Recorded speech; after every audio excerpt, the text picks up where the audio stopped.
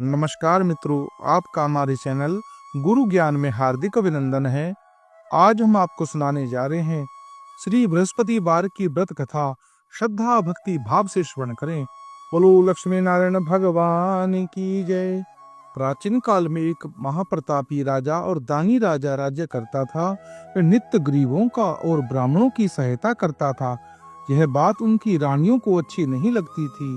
वह ना तो गरीबों को दान देती, ना ही भगवान का पूजन करती थी और राजा को भी दान देने से मना किया करती थी। एक दिन राजा शिकार खेलने वन को गया हुआ था तो रानी महल में अकेली थी। उसी समय बृहस्पति देव साधु वेश में राजा के महल में भिक्षा के लिए गए और भिक्षा मांगी।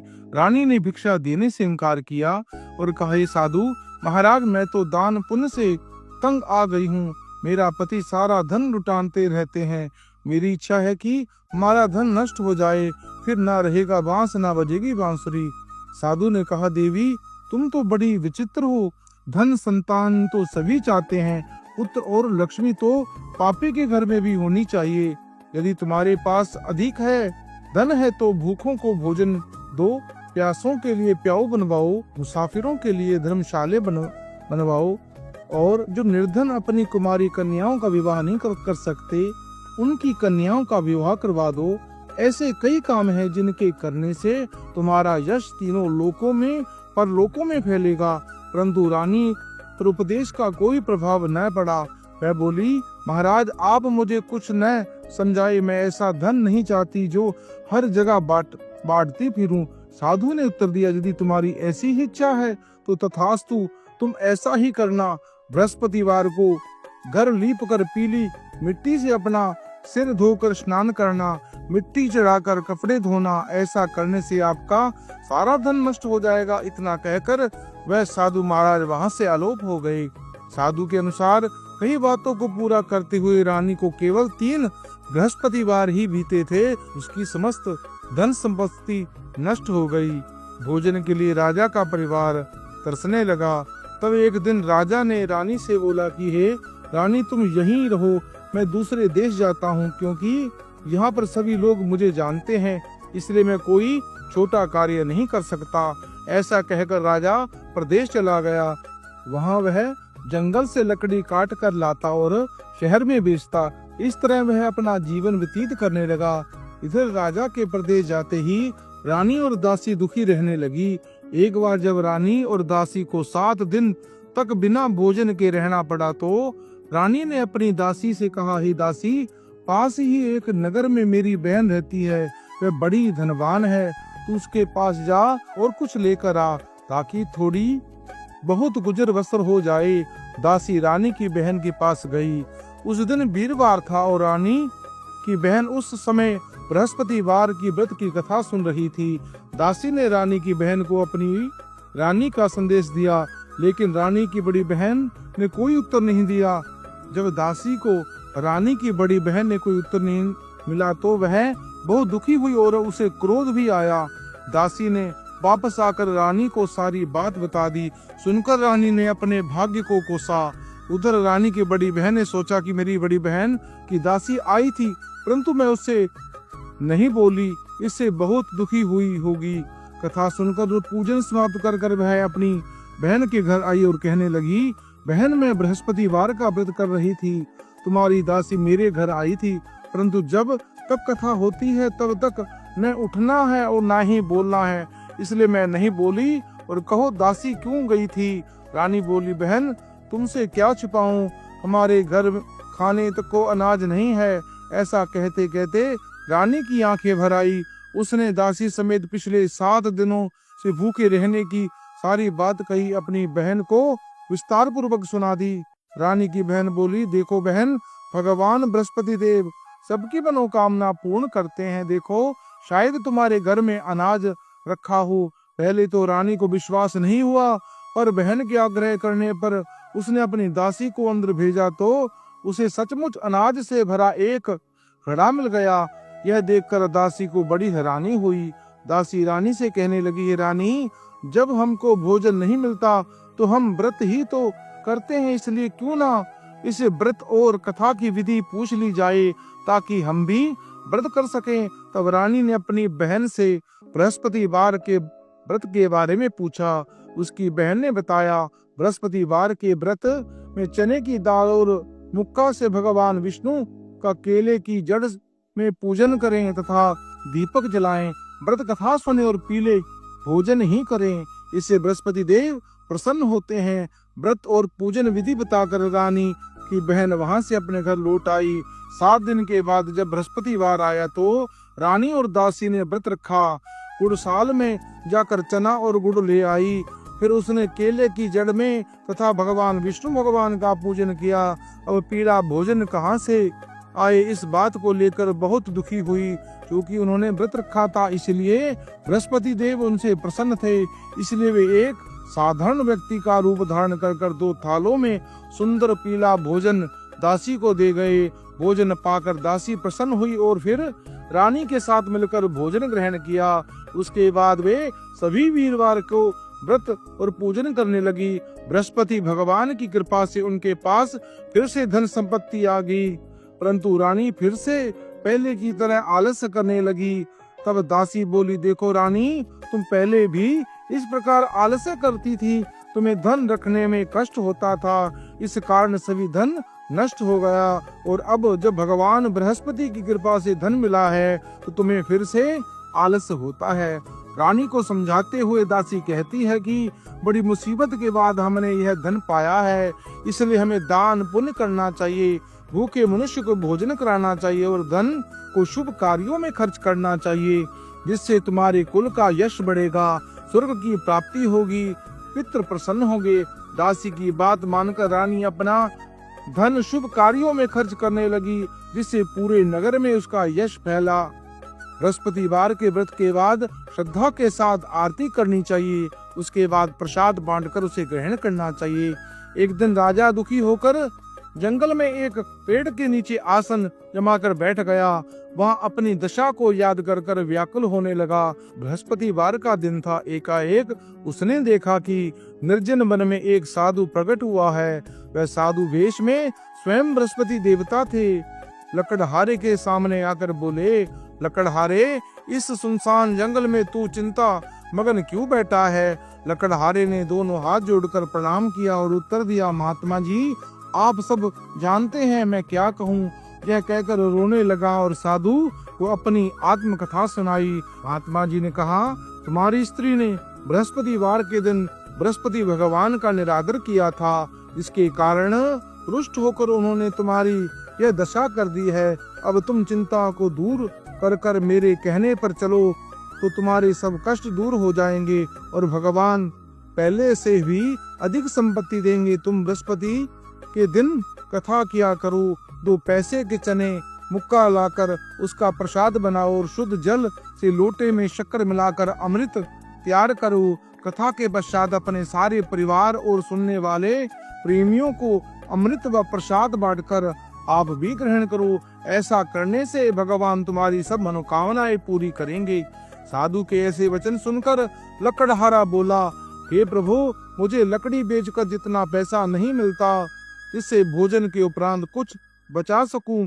मैंने रात्रि में अपनी स्त्री को व्याकुल देखा था। मेरे पास तो कुछ भी नहीं है जिससे मैं उसकी खबर मांग सकूं। साधु ने कहा, हे लकड़हारे, तुम किसी बात की चिंता मत करो।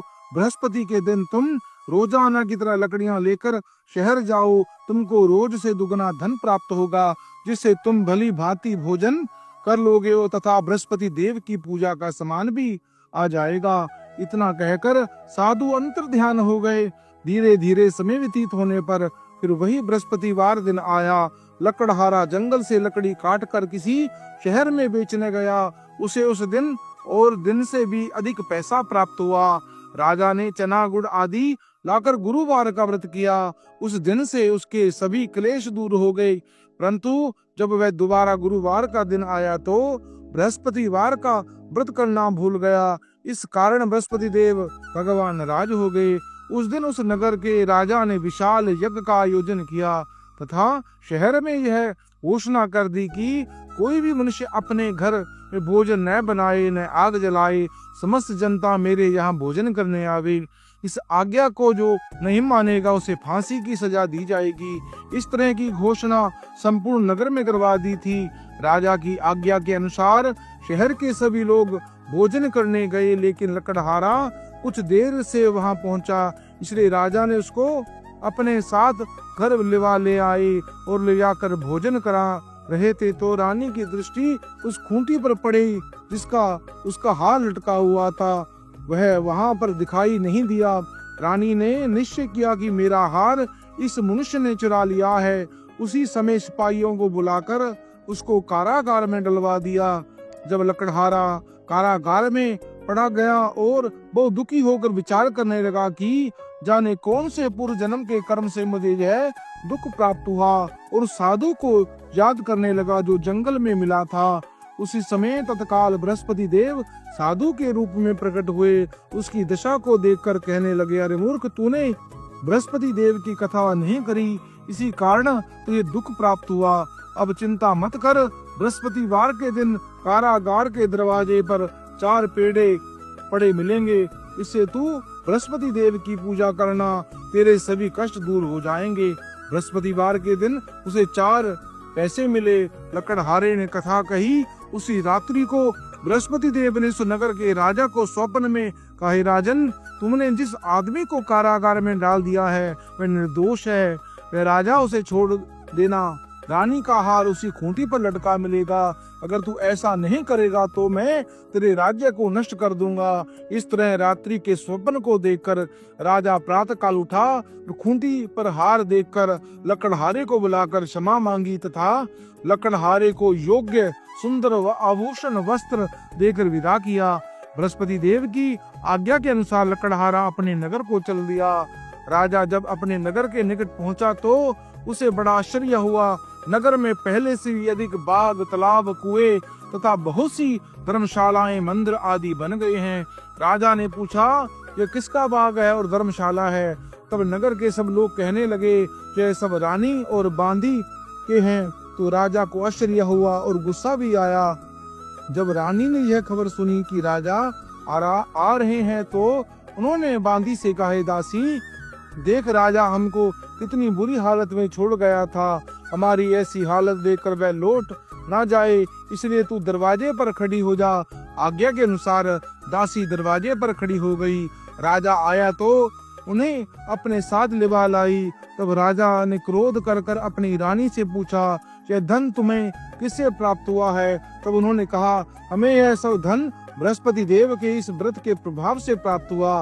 राजा ने निश्चय किया कि 7 रोज के बाद जो सभी बृहस्पति देव का पूजन करेंगे, परंतु मैं प्रतिदिन में 3 बार कहानी तथा रोज व्रत किया करूंगा। अब इस समय राजा ने दुपट्टे में चने की दाल बांधी रहती है तथा 3 दिन बार वह कहानी सुनता है। एक रोज राजा ने विचार किया कि चलो अपनी बहन के यहाँ हो आवे। इस तरह निश्चय कर राजा घोड़े पर सवार होकर अपनी बहन के यहाँ चलने लगा। मार्ग में उसने देखा कि कुछ आदमी एक मुर्दे को लिए जा रहे हैं। उन्हें देखकर राजा कहने लगा, अरे भाइयों, मेरी बृहस्पति देव की कथा सुन लो। वे बोले, हमारा तो आदमी मर गया, इसको अपनी कथा की पड़ी है। परंतु कुछ आदमी बोले, अच्छा है, हम तुम्हारी कथा भी सुनेंगे। राजा ने दाल निकाली और जब कथा आधी हुई तो मुर्दा हिलने लगा, और जब कथा समाप्त हो गई तो राम राम कर मनुष्य उठकर खड़ा हो गया। आगे मार्ग पर उसे एक किसान खेत में हल चलाता मिला। राजा ने उसे देखकर उसे बोले, अरे भैया, तू मेरी बृहस्पतिवार की कथा सुन ले। किसान बोला, जब तक मैं तेरी कथा सुनूंगा तब तक 4 हराए जोत लूंगा। जा अपनी कथा किसी और को सुना। इस तरह राजा आगे चलने लगा। राजा के हटते ही बैल पहाड़ खाकर गिर पड़ा। तब किसान के बेटे पेट में बड़ी जोर से दर्द हुआ। उस समय उसकी माँ रोटी लेकर आई थी। उसने जब देखा कि उसका पुत्र से सब हाल पूछा और बेटे ने सभी हाल कह सुनाया, तो बुढ़िया दौड़ी दौड़ी उस घुड़सवार के पास आई। उससे बोली कि मैं तेरी कथा सुनूंगी, तू अपनी कथा मेरे खेत में चलकर ही कहना। राजा ने बुढ़िया के खेत में जाकर कथा कही। इसके सुनते ही वह बैल उठ खड़ा हुआ।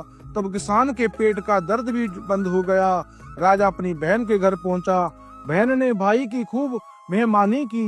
दूसरे रोज प्रातः का राजा जगा तो वह देखने लगा कि सब लोग भोजन कर रहे हैं। राजा ने अपनी बहन से कहा, ऐसा कोई मनुष्य है जिसने भोजन ना किया हो?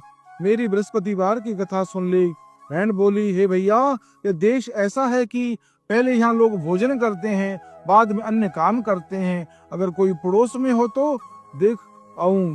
वह ऐसा कहकर देखने चली गई, परंतु उसे कोई ऐसा व्यक्ति नहीं मिला जिसने भोजन न किया हो। अतः वह एक कुम्हार के घर गई जिसका लड़का बीमार था। उसे मालूम हुआ कि उनके यहाँ 3 रोज से किसी ने भोजन नहीं किया। रानी ने अपने भाई की कथा सुनने के लिए कुम्हार से यहाँ तैयार कर लिया। राजा ने आकर बृहस्पतिवार की कथा कही, जिसको सुनकर उसका लड़का ठीक हो गया। अब तो राजा की प्रशंसा होने लगी।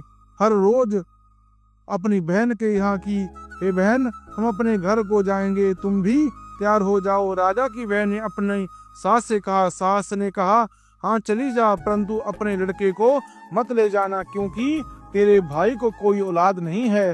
बहन ने अपने भैया से कहा, भैया मैं तो चलूंगी पर कोई बालक नहीं जाएगा। राजा बोला, जब कोई बालक नहीं चलेगा तब तुम ही क्या करोगी? बड़े दुखी मन से राजा अपने नगर को लौट आया। राजा ने अपनी रानी से कहा, निर्वंशी हमारा मुंह देखने का धर्म नहीं है और कुछ भोजन आदि नहीं किया। रानी बोली, हे प्रभु, बृहस्पति देव ने हमें सब कुछ दिया है, हम औलाद भी अवश्य देंगे। उसी रात को बृहस्पति देव ने राजा को स्वप्न में कहा, राजन उठो, सभी सोच त्याग दे, तेरी रानी गर्भ से है। राजा की यह बात सुनकर बड़ी खुशी हुई।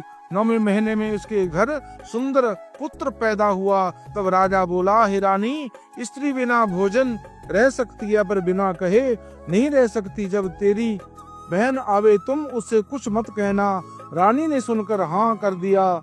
जब राजा की बहन ने यह शुभ समाचार सुना तो वह बहुत खुशी हुई तथा बधाई लेकर अपने भाई के यहाँ आई। तभी रानी ने कहा, घोड़ा चढ़कर तो नहीं आई, गधा चढ़कर आई है। राजा की बहन बोली, भाभी, मैं इस प्रकार कहती हूँ तो तुम्हें औलाद कैसे मिलती?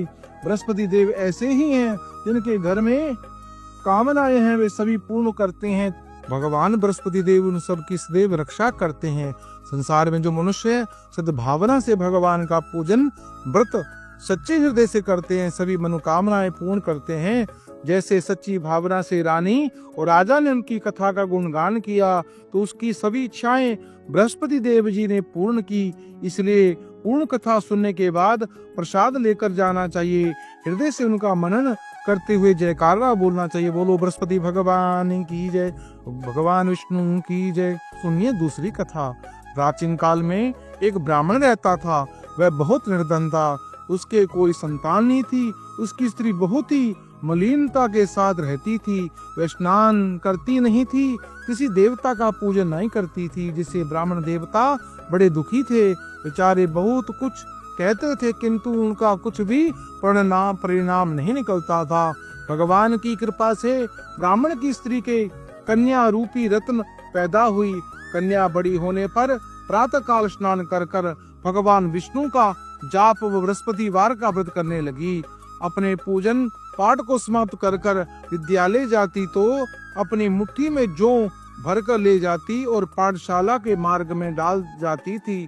तब जो स्वर्ण के हो जाते, लौटते समय उसे बीन कर वह घर ले आती। एक दिन वह बालिका सूप में उस सोने के जौ को काट कर साफ कर रही थी कि उसके पिता ने देख लिया और कहा, ए बेटी, सोने के जौ के लिए सोने का सूप होना चाहिए। दूसरे दिन बृहस्पतिवार था। इस कन्या ने व्रत रखा और बृहस्पति देव से प्रार्थना कर कर कहा, मैंने आपकी पूजा सच्चे मन से की है, मेरे लिए सोने का सूप दें। बृहस्पतिवार ने से उनकी प्रार्थना स्वीकार कर ली। रोजाना की तरह वह कन्या जौ फैलाती हुई जाने लगी। जब लौटकर जो वो करती तो बृहस्पति देव की कृपा से सोने का सूप मिला। उसे घर ले आई, जिससे जौ साफ करने लगी तो परंतु उसकी माँ का वही ढंग रहा। एक दिन की बात है, वह कन्या सूप के सोप जौ साफ कर रही थी। उस समय उस शहर का राजा का पुत्र वहां होकर निकला। इस कन्या के रूप और कार्य को देखकर मोहित हो गया तथा उसने अपने घर आकर भोजन तथा जल का त्याग कर उदास होकर लेट गया। राजा की इस बात का पता लगा तो वह प्रधानमंत्री के साथ उसके पास गया और बोला, हे बेटा, तुम्हें किस बात का कष्ट है? किसी ने अपमान किया है अथवा और कारण है? सो कहो, मैं वही कार्य करूंगा जिससे तुम्हें प्रसन्नता होगी। अपने पिता के राजकुमार की बातें सुनी तो वह बोला, मुझे आपकी कृपा से किसी बात का दुख नहीं है। किसी ने मेरा अपमान नहीं किया, परंतु मैं उस लड़की से विवाह करना चाहता हूँ जो सोने के सूप में जो साफ कर रही थी। यह सुनकर राजा आश्चर्य में पड़ गया और बोला, हे बेटा, इस तरह की कन्या का पता तुम ही लगाओ, मैं तुम्हें तेरा साथ विवाह करवा दूंगा। राजकुमार उस लड़की के घर का पता लगाया। तब मंत्री उस लड़की के घर गया और ब्राह्मण देवता को सभी हाल बताया। ब्राह्मण देवता राजकुमार के साथ अपनी कन्या का विवाह करने के लिए तैयार हो गया तथा विधि विधान के अनुसार ब्राह्मण की कन्या का विवाह राजकुमार के साथ हो गया। कन्या के घर से जाते ही पहले की भांति ब्राह्मण देवता के घर में गरीबी का निवास हो गया। वो भोजन के लिए भी अन्न बड़ी मुश्किल से मिलता था।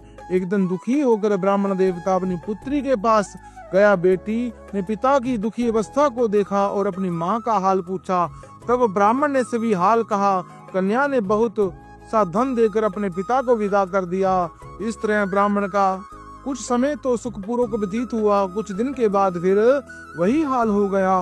ब्राह्मण फिर अपनी कन्या के साथ गया और सारा हाल कहा तो लड़की बोली, हे पिताजी, आप माता को यह लिवा लाओ, मैं उस विधि को बता दूंगी जिससे गरीबी दूर हो जाती है। वह ब्राह्मण देवता अपनी स्त्री को लेकर वहां पहुंचा तो अपनी माँ को समझाने लगी, हे माँ, तुम प्रातः काल प्रथम स्नान आदि कर कर भगवान विष्णु भगवान का पूजन करो तो सब दरिद्रता दूर हो जाएगी। परंतु उसकी माँ ने एक भी बात नहीं मानी और प्रातः काल उठकर अपनी पुत्री की बातों को झूठन को खा लिया।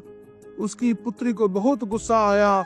एक दिन कोठरी में सभी सामान निकाल दिया और अपनी माँ को उसमें बंद कर दिया। प्रातः काल उसे निकाला तथा स्नान आदि कराकर पाठ करवाया तो उसकी माँ की बुद्धि ठीक हो गई और फिर वह प्रत्येक बृहस्पतिवार को व्रत रखने लगी। इस व्रत के प्रभाव से उसके माँ बाप बहुत ही धनवान हो गए, पुत्रवान हो गए और बृहस्पति के प्रभाव से इस लोक में सुख भोग कर स्वर्ग को प्राप्त हुआ। सब लोग बोलो भगवान विष्णु की जय, बोलो बृहस्पति भगवान की जय। मित्रों, इस पवित्र कथा को आप अपने इष्ट मित्रों को शेयर करें, पुण्य के भागी बने। हमारे चैनल को सब्सक्राइब करें, लाइक करें और कमेंट बॉक्स में तो बृहस्पति देव भगवान की जय, लक्ष्मी नारायण भगवान की जय।